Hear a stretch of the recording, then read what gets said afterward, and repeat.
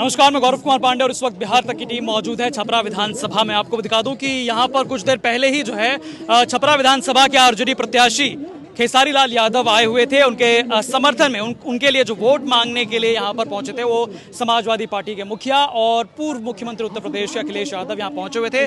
थोड़ी देर पहले यहां पर खचाखच भीड़ थी, पैर रखने की बिल्कुल जगह नहीं थी, लेकिन अब जो है वो जा चुके हैं। यहाँ पर कुछ लोग हमारे साथ हैं, उनसे हम बात करेंगे और जानेंगे क्या नाम है भैया? करण कुमार। तो करण, कितने उम्र है तुम्हारी? मेरी 17 है।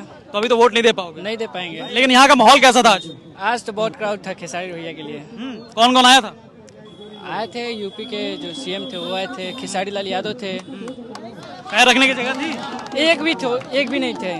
चीटी का रहने का जगह नहीं था, पैर रखने का जगह कहाँ से मिलेगा। लेकिन इतना हमको पता है कि खेसारी भैया जीते और जो बिहार के लिए क्या नाम है आपका? हमारा नाम है सतीश यादव। तो यादव जी कहाँ से हैं आप? हम है छपरा जिला से और घर पढ़ाई करते हैं सिवान में। अच्छा, तो मुझे बताओ कि आज यहाँ पर क्या हुआ?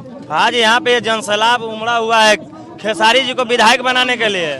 जैसे माननीय अखिलेश यादव जी पूर्व मुख्यमंत्री यूपी से आए हैं और कई नेता लोग आए हैं। और मान के चलिए कि आप लोग देख ही रहे हैं कि ये छपरा जिला में, छपरा का नाम इस ब्रांड इंडिया में 1 नंबर हो गया है, खेसारी के करते हैं। और लोग उल्टा सीधा बोल रहा है कि खेसारी वो है तो वो है। अभी किसी का दाल गलने वाला नहीं है। अभी खेसारी माने पूरा केंद्र का लोग आ गया। अच्छा, तो क्या यहाँ पर संदेश मिला? संदेश मिला यही कि रोजगार, शिक्षा, व्यापार जो पलायन कर रहे हैं उनको रोका जा रहा है और हर घर नौकरी मिलेगा। जो पढ़ाई करेगा उसके लिए, जो पढ़ेगा उसके लिए। तो आज खेसारी ने यहाँ पर क्या मंच से कहा? मन से यही कहा कि एनडीए का 20 साल से सरकार है, बोलते हैं कि जंगल राज। मान के चले कि आज से लालू यादव का सरकार जो था 20 साल पहले था, अभी 20 साल तो सरकार है ना, तो अभी किसके राज में जंगल राज है?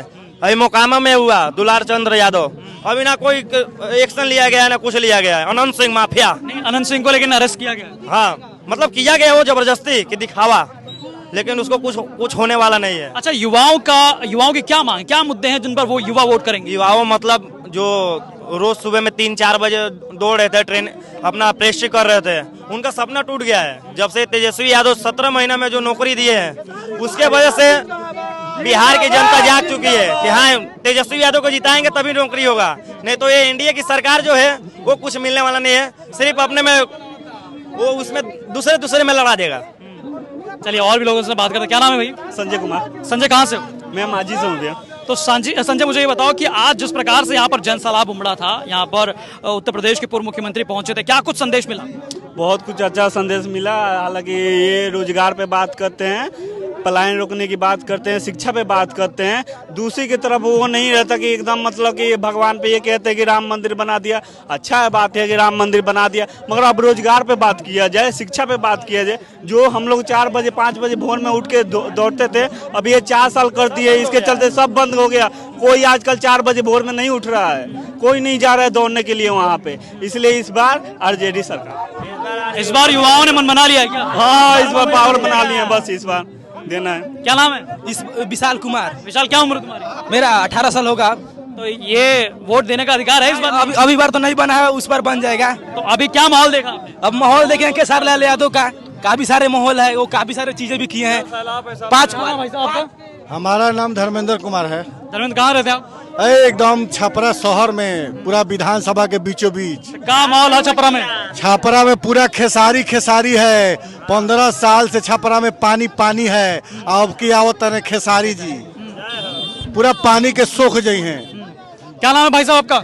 संतोष यादव, पूर्व ब्लॉक प्रमुख, पूर्व जिला पंचायत सदस्य, जनपद प्रतापगढ़, राष्ट्रीय प्रमुख मजदूर सभा समाजवादी पार्टी। तो संतोष जी, आप आ रहे हैं यूपी से आज यहाँ पर खेसारी लाल यादव के लिए प्रचार करने के लिए। जिस प्रकार से समाजवादी पार्टी यहाँ पर आज उमड़ी, किस प्रकार से माहौल बना बिहार में? साथी, खेसारी यादव पूरे छपरा बिहार नहीं पूरे देश और प्रदेश के चहेता हैं।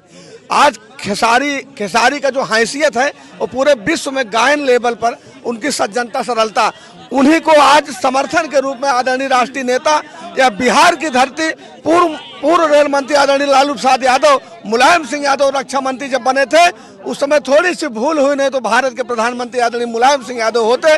आज उन्हीं के सपना को साकार करने के लिए नेताजी को श्रद्धांजलि होगी। यही बिहार की धरती से जो तेजस्वी मुख्यमंत्री बनने जा रहे हैं, हमारे प्रदेश के नेता आदरणीय हम सबके भविष्य आदरणीय अखिलेश यादव बिहार चुनाव जीतने के बाद खेसारी जैसे आज हम लोग यहाँ पर काम कर रहे हैं, खेसारी पूरे देश में टहल करके समाजवादी पार्टी महागठबंधन का काम करेंगे। आने वाले समय में प्रधानमंत्री आदरणीय अखिलेश यादव बने, इन्हीं तमाम मुद्दों के साथ हम सब बिहार में। तो मतलब जिस प्रकार से आज अखिलेश यादव यहाँ आए, कल 2027 का जब चुनाव होगा तो यहाँ से भी खेसारी वहाँ पहुंचेंगे। पूरा बिहार जाएगा। जो खेसारी के ऊपर आदरणीय राष्ट्रीय अध्यक्ष अखिलेश यादव का एहसान होने जा रहा है।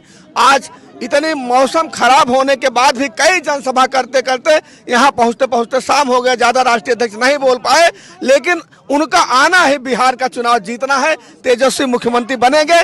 खेसारी लगभग 50,000 वोटों से छपरा की धरती से बिहार विधानसभा में जाएंगे। जिस तरीके से फिल्मी दुनिया में पूरे देश प्रदेश में नाम कर रहे हैं, वैसे छपरा से विधायक बन के पूरे बिहार में नाम रोशन करने का काम करेंगे आदरणीय खेसारी जी। अखिलेश जी के आने के बाद माहौल टाइट है। साथी सही तो तेजस्वी से ही माहौल टाइट है। कम समय में मुख्यमंत्री बनने के बाद जो बेरोजगारी का आलम दूर किए थे, बिहार ही नहीं एमपी, अगल बगल गुजरात और यूपी तमाम राज्य के लोग यहाँ पर नौकरी पाए थे। कम समय में मुख्यमंत्री बन करके वो बहुत कुछ किए थे। लिहाजा तेजस्वी के अकेले चुनाव बहुत मेंटेन है, लेकिन जो बचा खोचा है नरेंद्र मोदी और अमित शाह को दाबने के लिए हम सबके नेता आदरणीय राष्ट्रीय अध्यक्ष अखिलेश यादव का आगमन यह संकेत दे रहा है। आज इतनी बड़ी जनसभा शायद बिहार में और किसी नेता के आने पर होवे तो निश्चित रूप से तेजस्वी और अखिलेश यादव मिलकर के बिहार को रौंदते हुए यह जो है यूपी चुनाव के पहले बिहार का चुनाव हम लोग लीग मैच क्वार्टर मान लीजिए, सेमीफाइनल मान लीजिए, 27 में जो से हम लोग फाइनल मैच खेलेंगे।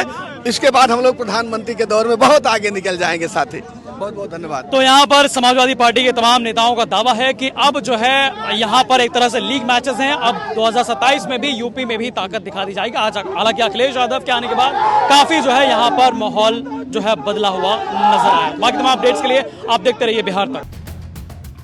गोहत्या पर रोक के बाद दिखाई देती है और उत्तर प्रदेश जैसे राज्य में तो गोहत्या पर प्रतिबंध हमें दिखाई देता है।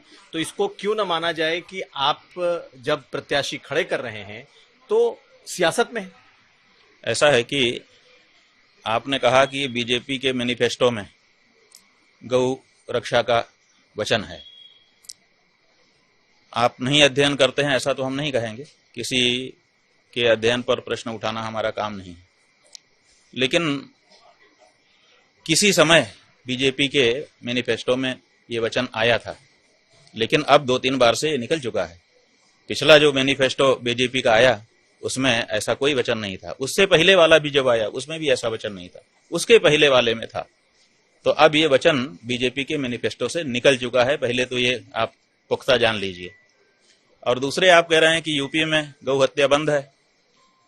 यूपी में भारतीय जनता पार्टी की ही सरकार है और भारतीय जनता पार्टी की ही एक विधायक है नंद किशोर गुर्जर। उन्होंने कहा कि हमारे उत्तर प्रदेश में 50,000 गाय रोज काटी जा रही है। जब 12 टन गौमांस से लदा हुआ ट्रक पकड़ा गया था नोएडा में, और उसके बाद उन्होंने ये बात कही, लेकिन इसका जवाब वहां के मुख्यमंत्री ने नहीं दिया कि ये बात गलत है।